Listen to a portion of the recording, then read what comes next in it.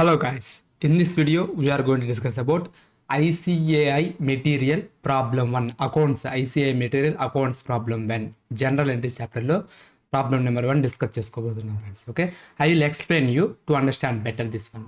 Okay, so problem number 1 ఏంటంటే illustration 1 ఏంటంటే following are the transactions entered into by R after he started business. R అనే వ్యక్తి business start చేసిన తర్వాత కొన్ని ట్రాన్సాక్షన్ని ఎంటర్ చేశాడనమాట. ఓకే, ఇవి ఆ ట్రాన్సాక్షన్ ఏమంటే ఇవి. Okay, show how various accounts will be affected by these transactions. Accounts ఎలా ఎఫెక్ట్ అవుతుందో ఈ ట్రాన్సాక్షన్ ద్వారా చూపించమని చెప్తున్నాను అనమాట. Okay, this is the problem. Okay, April 2020లో దెర్ ఆర్ 5 ట్రాన్సాక్షన్స్ ఉన్నాయి అండ్ వాటి అమౌంట్స్ అనేవి ఉన్నాయి ఫ్రెండ్స్. ఓకేనా, దీని సొల్యూషన్ ఎక్స్ప్లెయిన్ చేస్తాను చూడండి.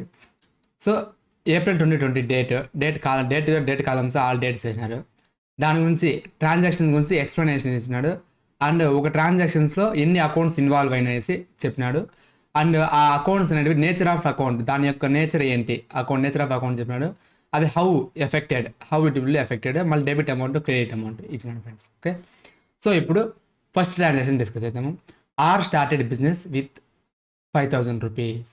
ఆర్ అనే వ్యక్తి బిజినెస్ అనేది స్టార్ట్ చేశాడు అనమాట. ఓకేనా, సో ఆర్ బిజినెస్ స్టార్ట్ చేశాడు అంటే దాని మీనింగ్ ఏంటి ఫ్రెండ్స్ అంటే బిజినెస్లోకి 5,000 రూపీస్ క్యాష్ అనేది వచ్చింది.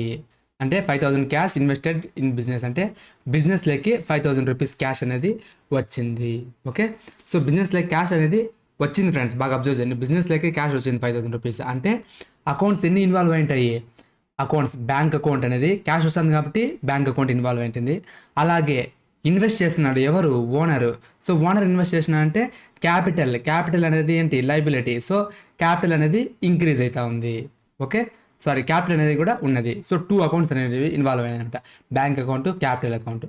సో బ్యాంక్ అనేది దేని నేచర్ కిందకి వస్తుంది, అసెట్ కిందకి వస్తుంది. క్యాపిటల్ అనేది క్యాపిటల్ కిందకే వస్తుంది. ఓకే, సో ఇప్పుడు హౌ ఎఫెక్టెడ్ అంటే ఇక్కడ చూడండి, బిజినెస్లోకి క్యాష్ వస్తే ఏమిది ఇంక్రీజ్ అవుతుంది, క్యాష్ వస్తుంది కాబట్టి ఇంక్రీజ్ అవుతుంది. లైబిలిటీ, క్యాపిటల్ అంటే ఏంటి, లైబిలిటీ. ఓకేనా, సో ఇప్పుడు బిజినెస్లోకి లైబిలిటీ క్యాపిటల్ అనేది వస్తుంది. ఎప్పటికైనా కానీ బిజినెస్ అనేది అమౌంట్ పే చేయాలి కాబట్టి సో క్యాపిటల్ బ్యాలెన్స్ ఇంక్రీజ్ అవుతుంది, అంటే లైబిలిటీ అనేది ఇంక్రీజ్ అవుతుంది. సో ఇంక్రీజ్డ్ అమౌంట్ ఎంత, 5,000 రూపీస్.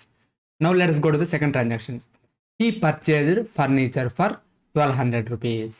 ఈ పర్చేజ్డ్ ఫర్నిచర్ ఫర్ 1,200 రూపీస్ అంటే విచ్ మీన్స్ అంటే పర్చేజ్డ్ ఫర్నిచర్ ఫర్ 1,200. ఫర్నిచర్ అనేది బిజినెస్లోకి ఫర్నిచర్ని పర్చేజ్ చేశారనమాట 1,200 రూపాయలది. ఓకేనా, సో అందులో అకౌంట్స్ ఏమేమి ఇన్వాల్వ్ అయినాయంటే furniture account and bank account, 2 accounts involve అయినాయి ఫ్రెండ్స్. ఓకేనా, ఫర్నిచర్ అకౌంట్ అనేది దాని నేచర్ ఏంటంటే అసెట్ కిందకు వస్తుంది. ఫర్నిచర్ అంటే ఏదో ఒకటి అసెట్టే కదా, బ్యాంక్ కూడా అది బ్యాంక్ బ్యాలెన్స్ అంటే అది అసెట్టే. సో అసెట్ అనమాట. ఓకేనా, సో ఇప్పుడు హౌ ఎఫెక్టెడ్ అంటే ఇక్కడ అబ్జర్వ్ చేయండి ఫ్రెండ్స్. ఓకేనా, ఫర్నిచర్ అనేది బ్యాంక్లోకి వస్తూ ఉంది.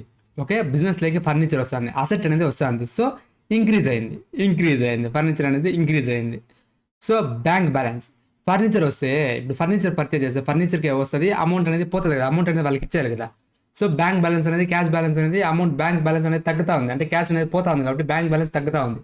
సో డిక్రీజ్డ్ ఎంత అమౌంట్, 1,200. అండ్ థర్డ్ పాయింట్ అంటే paid salaries to his clerk.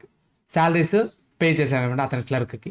Okay, అందులో 2 అకౌంట్స్ ఇన్వాల్వ్ అయినా, శాలరీ అకౌంట్, బ్యాంక్ అకౌంట్. ఓకేనా, salary account, bank account. So ఇప్పుడు శాలరీ అనేది దేని కిందకి వస్తుంది, ఎక్స్పెన్స్. బ్యాంక్ అనేది దేని కిందకి వస్తుంది, అసెట్. సో ఇప్పుడు ఎక్స్పెన్సెస్కి జనరల్గా ఏ బ్యాలెన్స్ ఉంటుంది, డెబిట్ బ్యాలెన్స్ ఉంటుంది. సో ఎక్స్పెన్సెస్ అనేవి ఇంక్రీజ్ అయినాయి. ఇప్పుడు శాలరీ అనేది ఎక్స్పెన్సెస్ అనేవి ఇంక్రీజ్ చేసాయి. ఇప్పుడు శాలరీ పే చేసే ఎక్స్పెన్సెస్ ఇంక్రీజ్ అయినట్టు కదా బిజినెస్లో. So increased. హౌ ఎఫెక్టెడ్ అంటే ఇంక్రీజ్ అయింది.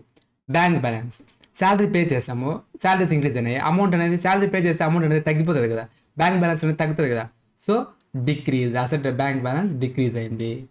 Next paid rent. What is the meaning of paid rent friends? రెంట్ని పే చేసేసాము అనమాట. రెంట్ని పే చేసాము అంటే సో మనకి రెంట్ అనేది ఎక్స్పెన్స్ కాబట్టి ఎక్స్పెన్స్ అంటే rent account, bank account 2 accounts involve ఉంటాయి. అది బ్యాంక్ రెంట్ వచ్చి ఎక్స్పెన్స్ కిందకి వస్తుంది, బ్యాంక్ వచ్చి అసెట్ అవుతుంది అనమాట. ఎక్స్పెన్సెస్ పే చేసాం కాబట్టి ఎక్స్పెన్సెస్ ఇంక్రీజ్ అయినాయి కాబట్టి రెంట్ పే చేయాలి, ఎక్స్పెన్సెస్ ఇంక్రీజ్ అయింది కాబట్టి ఇంక్రీజ్డ్. రెంట్ పే చేస్తే డబ్బులు అనేది డిక్రీజ్ అయ్యాయి కాబట్టి అసెట్ బ్యాలెన్స్ డిక్రీజ్ అయింది. ఓకేనా, next fifth one is interest received. So interest received అంటే ఎంత 2000 rupees. Okay, interest received 2000 rupees అంటే ఇందులో 2 అకౌంట్స్ ఇన్వాల్వ్ అయినాయి ఫ్రెండ్స్. ఓకే, క్యాష్ అనేది మనకి వస్తూ ఉంది అండ్ ఇంట్రెస్ట్ అనేది ఇంక్రీజ్ అవుతుంది. ఓకేనా, ఇంట్రెస్ట్ అనేది ఇన్కమ్ అనేది వస్తుంది. ఓకే, సో ఆసెట్, క్యాష్ అనేది ఆసెట్ కిందకి వస్తుంది, ఇంట్రెస్ట్ అనేది మనకి అది ఇన్కమ్ కదా, ఇంట్రెస్ట్ అనేది ఇన్కమ్ కాబట్టి ఇన్కమ్ కేటగిరీ కిందకి వస్తుంది. సో క్యాష్ అనేది వస్తుంది కాబట్టి బ్యాంక్ బిజినెస్లోకి ఇంక్రీజ్ అయింది, ఇన్కమ్ కూడా వస్తుంది కాబట్టి ఇంక్రీజ్ అయిపోయింది. ఓకేనా, I hope you understand how affected this one. So this ఇది ఈ విధంగా మనము అకౌంట్స్ని అర్థం చేసుకోవాలి ఫ్రెండ్స్. ఓకేనా, ఒక ట్రాన్సాక్షన్ అందులో ఎన్ని అకౌంట్స్ ఇన్వాల్వ్ అయినాయి, 2 అకౌంట్స్ ఇన్వాల్వ్ అయినాయి. Okay, bank account, capital account ఒక ట్రాన్సాక్షన్లో దాని యొక్క నేచర్ ఏంటి, అసెట్టా, క్యాపిటలా, లైబిలిటీనా, ఇన్కమ్మా, ఎక్స్పెన్సా, లైక్ దట్ ఆ నేచర్ అనేది చూసుకోవాలి. సో అది ఎలా ఎఫెక్ట్ అవుతుంది, ఇంక్రీజ్ అవుతుందా, డిక్రీజ్ అవుతుందా, ఆ ట్రాన్సాక్షన్ రీడ్ చదివితే చెప్తుంది. ఇప్పుడు పెయిడ్ రెంట్ పే చేసిందాము, రెంట్ పే చేస్తే దాని మీనింగ్ ఏంటి, రెంట్ పే చేస్తే క్యాష్ బ్యాలెన్స్ తగ్గిపోతుంది, రెంట్ ఎక్స్పెన్స్ ఇంక్రీజ్ అవుతుంది. సో ఆ విధంగా ఇంక్రీజ్ అవుతుంది, క్యాష్ అనేది డిక్రీజ్ అవుతుంది. Like that we need to analyse this. Okay, so this is the amount column method. So this is the first transaction explanation. ఓకేనా, I hope you understand guys. If you have any doubts, comment below.